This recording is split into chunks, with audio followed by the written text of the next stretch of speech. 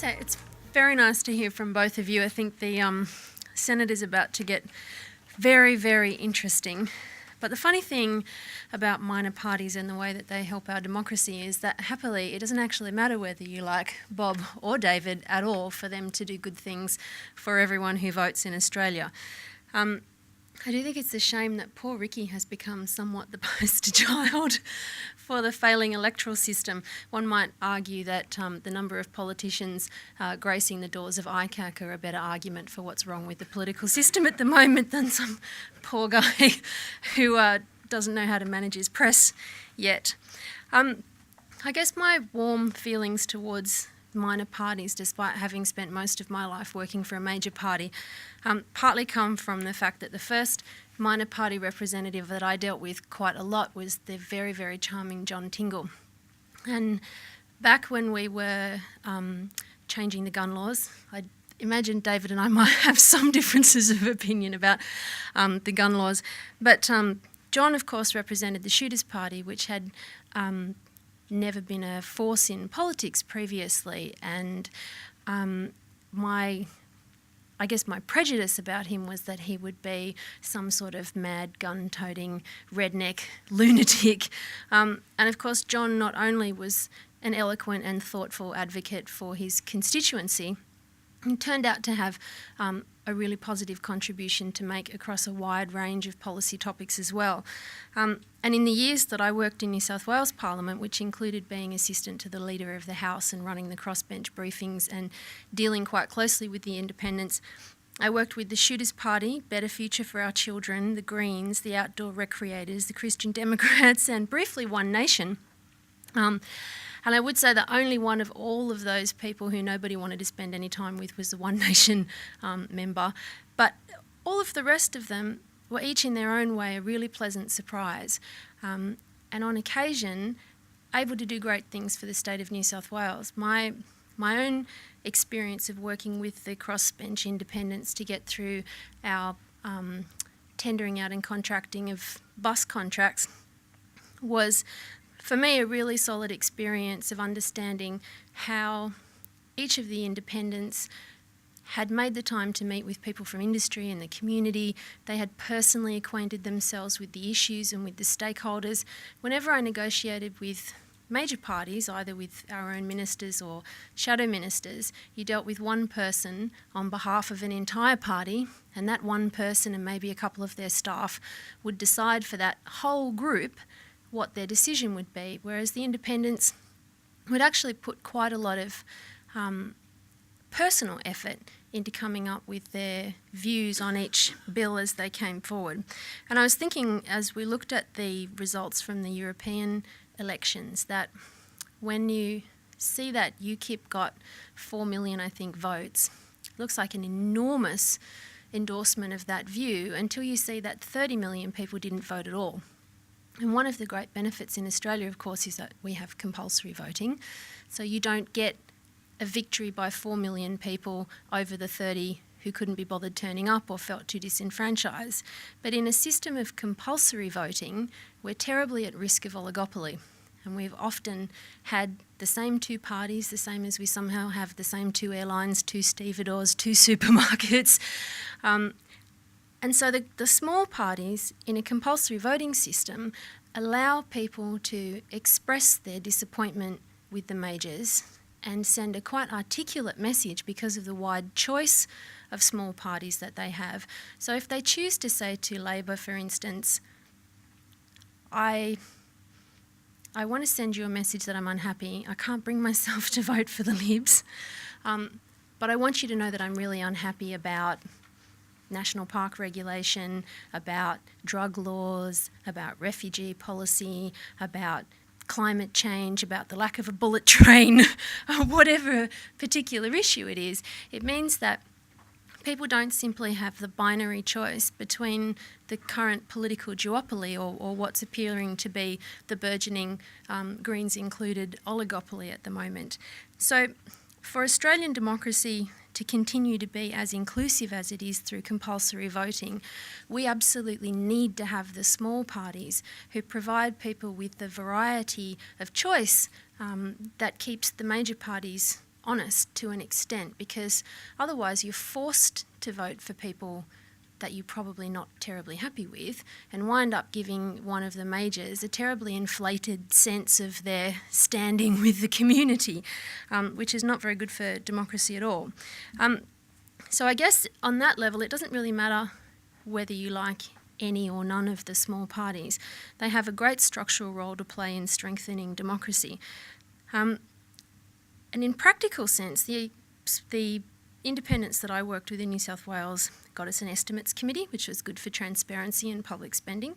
They got us whistleblowers protection, which was good for having, again, transparency about wrongdoing within the government, which is very important. And most of all, the independents got us a Royal Commission into the police force, which then exposed Trevor Haken and Chook Fowler and the Laugh and all the goings on at Darlinghurst Police Station and the Armed Robbery Squad.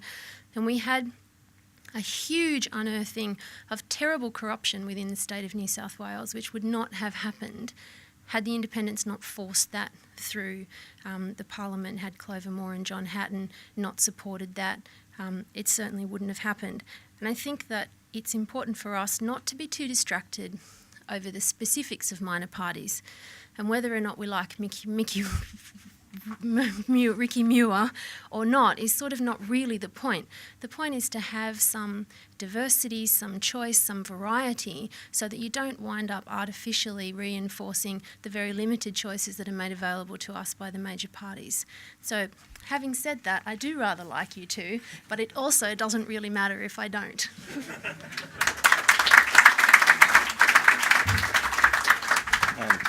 I have both props and a somewhat different view. And I think it's probably worth pointing out at the start that even within my organisation, the view that I'm going to express tonight isn't necessarily held by everyone.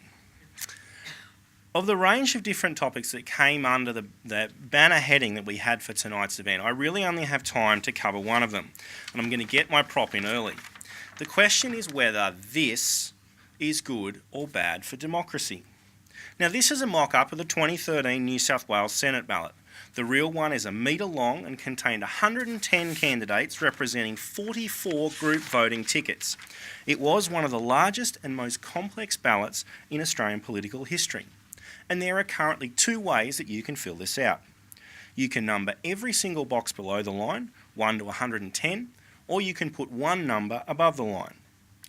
Option 1 takes you about 20 minutes to fill out the form, not counting the time to figure out who all the candidates are, what they actually stand for, and most importantly for tonight's discussion, who they are preferencing. And option 2 takes you 1 second. In New South Wales, 98% of voters took option 2. And continuing on through the states, we see a pretty close correlation between the number of candidates and the number of people voting above the line. In Victoria, there were 97 candidates. 97.3% of people voted above the line. In Queensland, 82 candidates, so only 97% of people voted above the line. Down to Tasmania, only 54 candidates there, so 89.6% of people voted above the line. Well, in little old ACT, the hotbed of political and cultural significance in this country, 27 candidates for 2 spots, and only 4 out of every 5 people voted above the line. Out of the 13.4 million voters in Australia, all told about 470,000 of them filled out their preferences completely. And a not insignificant portion of those people, I suspect, are in this room.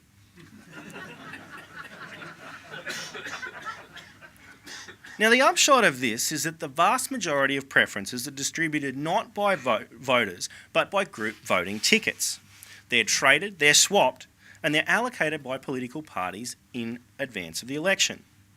Now, in and of itself, this is not a problem. You can always determine who and where your preferences will flow before you vote. But the reality is that most people almost certainly do not do this. And the smaller parties have figured this out. And this is why the Joint Parliamentary Committee that David was referring to called the Senate system a lottery. Rather than research, it seems that most voters make assumptions about where they think their preferences will go. And whether you think this is good for democracy or not depends to an extent on what assumptions you think they're making. My counterpart at the IPA, Chris Berg, in a piece for The Drum concluded, as others have here tonight, that micro and minor party voters are largely voting against the major parties. And in that sense, the voters would rather see any non-major candidate elected before a Liberal, a Labor or a Green. In effect, they're all protest voters. And he is certainly, I'm judging from some of the nods in the room, not alone in this view. But I have two concerns with this. The first, I'm concerned that people are happy with the process because the result was that pro-freedom, pro-right-wing candidates got elected to the Senate this time around. But if the Senate process is a lottery, there's no guarantee that this Senate makeup would be generated again. And the case in point is the WA Senate election rerun. Wayne Dropulich, who got 2,997 first preference votes the first time round and a Senate seat, got a significant increase in his primary vote to 4,166.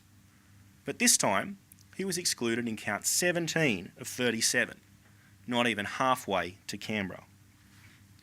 But my main concern with this is I don't think most or all people are actually voting against the majors. I think they vote for parties and ideas that they believe in.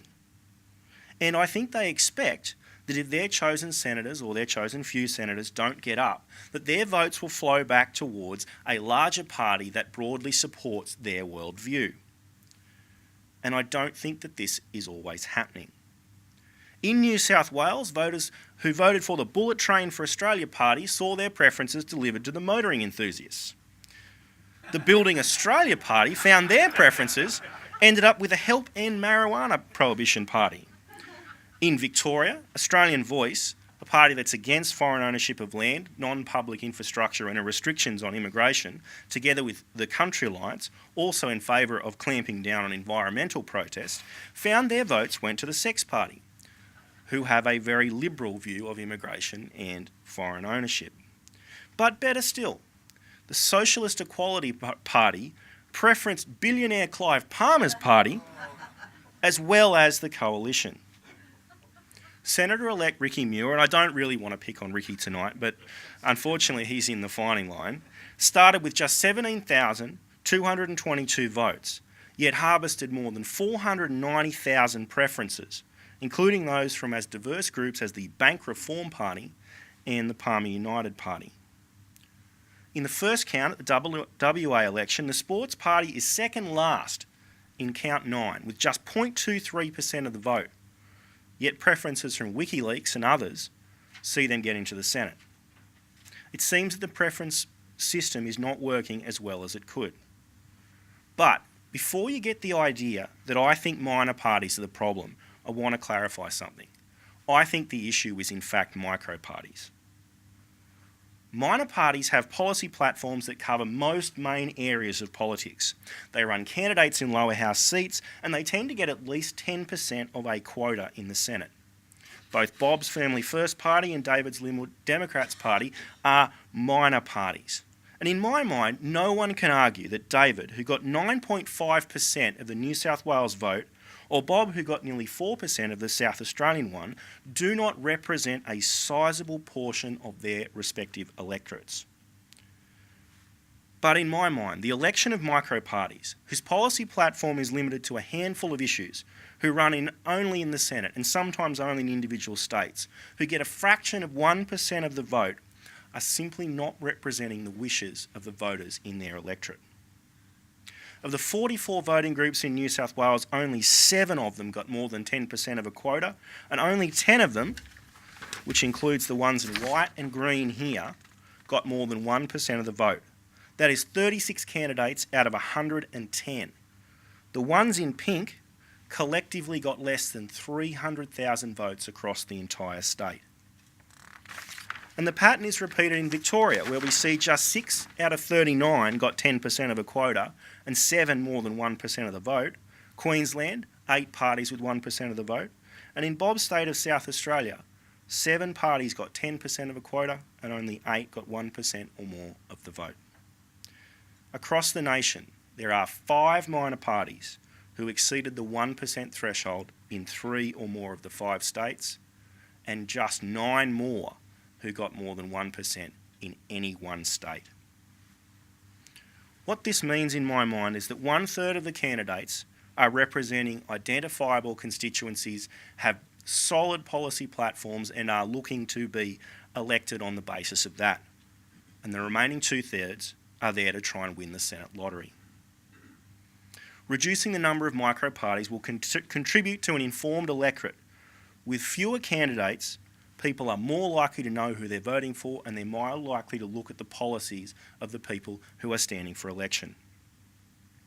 And preferential voting in the Senate will mean that more voters' wishes are represented in the outcome. Now, I do not support reforms that limit the chances of genuine minor parties. The 1/3 of those candidates represent not only a valuable constituency, but they're also providing a vital check on the unlimited power of the major parties in Australia. But we need to be frank. We should be trying to run a government and a country here, not a lottery. So by all means, give the micro-parties a voice, let them contribute to politics, let them be involved. But that doesn't mean that we have to guarantee them a spot on the Senate ticket. Thank you.